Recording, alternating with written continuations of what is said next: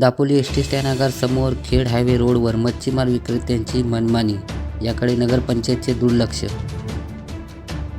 दापोली शहरातील ST stand आगार समोर खेड हायवे रोडवर सायंकाळच्या दरम्यान मच्छीमार विक्रेत्यांची रांगा लावून व्यवसाय करत असल्याने याचा परिणाम वाहतुकीवर होत असल्याच्या तक्रारी नागरिकांकडून व्यक्त करण्यात येत आहेत. दापोली नगरपंचायत अशा मच्छीमार विक्रेत्यांना मनमोकळेपणाने व्यवसाय करण्याची संधी देत असल्याने अशांवर संबंधित अधिकारी कोणतीही कारवाई न केल्याने मच्छीमार विक्रेते आपलीच मनमानी करत असल्याचे चित्र दापोली शहरात दिसण्यात येत आहे.